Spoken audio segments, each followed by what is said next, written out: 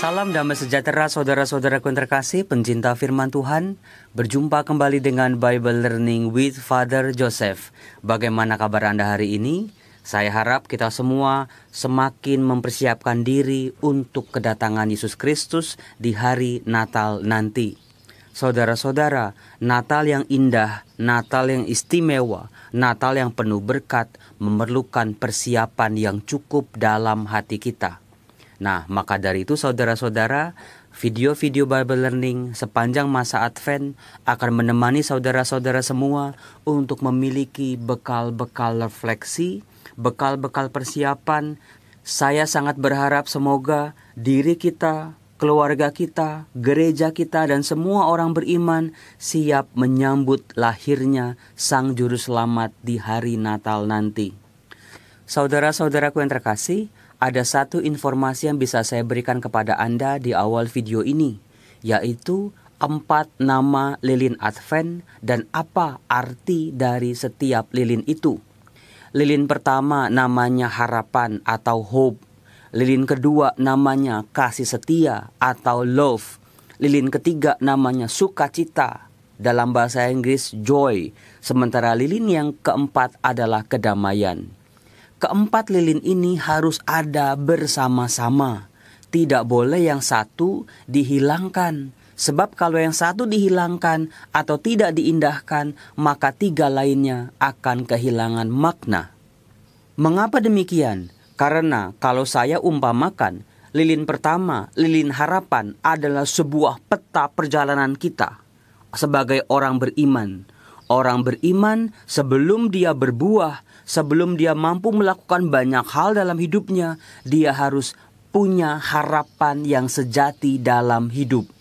Nah, dalam situasi wabah virus corona seperti ini, saya yakin seluruh dunia mempunyai harapan yang sama. Semoga dunia bisa dipulihkan, wabah corona bisa segera berlalu. Jadi, kita semua memiliki titik berangkat yang sama di masa Advent ini untuk menuju tujuan yang sama juga. Nah, kalau lilin harapan adalah sebuah peta perjalanan, berarti orang beriman tahu apa yang mau dituju, apa yang harus dihayati dalam hidupnya, bagaimana dia harus mengisi hari-harinya. Nah, saudara-saudara, yang namanya peta perjalanan ada garis start, awal, ada garis finish di bagian akhir. Nah, bagaimana cara kita di titik awal ini menuju garis finish? Maka dari itu ada lilin kedua, yaitu namanya kasih setia. Kasih setia ini adalah kendaraan yang akan kita pakai dalam melewati peta perjalanan ini menuju garis akhir. Kasih setia, pengorbanan, belas kasih, ataupun cinta adalah bahasa dan cara Allah dalam menebus umat manusia. Cara itulah, kendaraan itulah yang kita gunakan untuk menuju garis finish secara bersama-sama.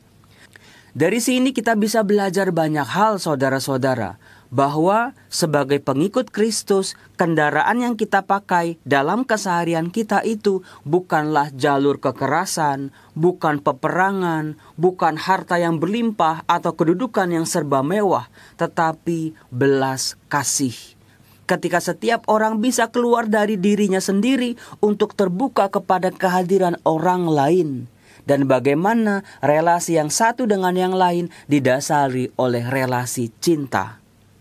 Tetapi saudara-saudaraku yang terkasih, sebuah kendaraan semahal apapun, semewah apapun, tetapi tidak bisa berjalan kalau tidak punya bensin. Maka dari itu, minggu ketiga yaitu Minggu Sukacita, itulah bensin bagi kendaraan kita. Sukacita, kegembiraan yang berasal dari Tuhan adalah bensin dalam diri kita untuk melakukan belas kasih, untuk melakukan pengorbanan, untuk melakukan pengampunan, untuk bisa berbagi kepada sesama kita. Saudara-saudara, tanpa semangat sukacita ini, apa yang kita berikan sebagai imam, sebagai bapak keluarga, istri, ibu rumah tangga, anak maupun orang tua akan terasa berat luar biasa. Masing-masing dari kita akan merasa kitalah yang paling berjasa, kitalah yang paling sibuk, bahkan kitalah yang paling sering dikorbankan dalam kehidupan ini. peta perjalanan, kendaraan yang mewah, bensin yang selalu ada, tetapi kalau tidak ada garis finishnya, akan melelahkan. Kita akan berjalan dalam perjalanan yang tidak ada ujungnya, pasti capek. Kita akan bertanya apa akhirnya. Nah, lilin keempat yaitu kedamaian adalah garis finish dari peta perjalanan itu.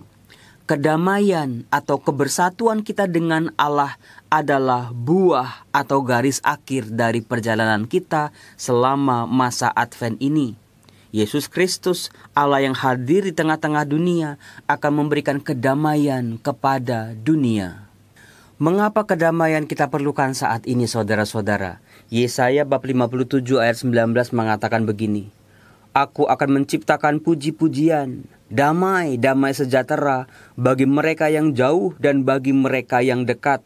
Firman Tuhan, aku akan menyembuhkan dia. Saudara-saudara, rasa damai tidak dihantui oleh berbagai macam kecemasan-kecemasan dan kekhawatiran-kekhawatiran. Itulah yang menyembuhkan manusia. Itulah yang akan memulihkan keadaan manusia saat ini yang sama-sama sedang berteriak karena wabah pandemi virus corona. Nah, saudara-saudaraku, dalam bacaan misa harian, kita akan dituntun bagaimana kita menghayati tema-tema yang mau dihayati dari minggu ke minggu. Misalnya, bacaan misa hari Selasa tanggal 1 Desember 2020. Bacaan pertama diambil dari Yesaya bab 11 ayat 1 sampai 10. Kemudian bacaan Injil diambil dari Lukas bab 10 ayat 21 sampai 24.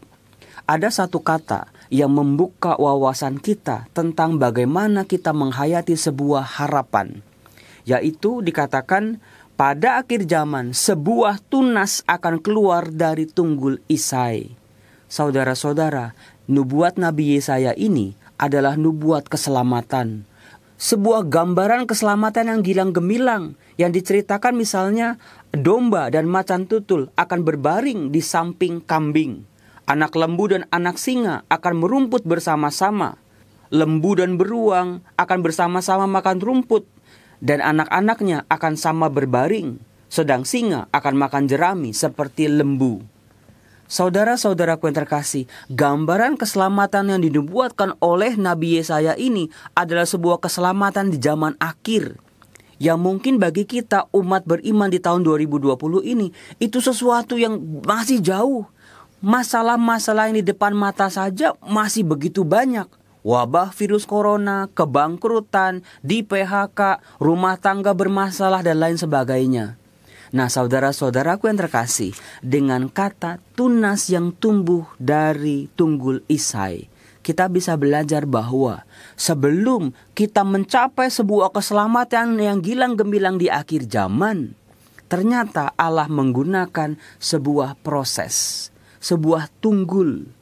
Misalnya hari ini saya menanam biji mangga di pekarangan rumah saya. Lalu saya tengok besok apakah langsung ada buah-buah mangga yang manis dan harum? Pasti tidak. Apakah dalam waktu sebulan, 2 bulan, 3 bulan bahkan langsung kelihatan cabang-cabangnya, bunga-bunganya, daun-daunnya? Pasti tidak, saudara-saudara. Tetapi dari perumpamaan tunas ini kita bisa melihat maksud dan cara Allah yang menuntun manusia untuk mencapai keselamatan di zaman akhir, yaitu dalam sebuah proses. Itulah yang diwartakan oleh Yesus dalam bacaan Injil. Ketika Yesus bersyukur, penuh sukacita, berseru kepada Bapanya, Aku bersyukur kepadamu Bapa, Tuhan langit dan bumi, karena semuanya itu Engkau sembunyikan bagi orang bijak dan pandai, tetapi Engkau nyatakan kepada orang kecil. Saudara-saudara, ketika Yesus memulai karyanya di dunia ini, Yesus memulainya dari sesuatu yang kecil, sesuatu yang sederhana, sesuatu yang mungkin dipandang hina atau dipandang tidak berarti oleh dunia.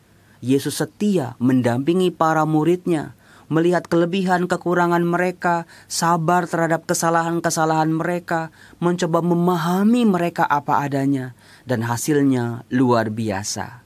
Sebagaimana kita percaya, gereja Kristus masih bertahan sampai saat ini.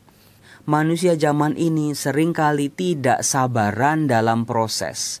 dalam masa Advent ini, ketika kita menghayati tema harapan kita, sebelum kita mencapai impian-impian yang kita harapkan, saudara-saudara, setialah pada proses dari hari ke hari.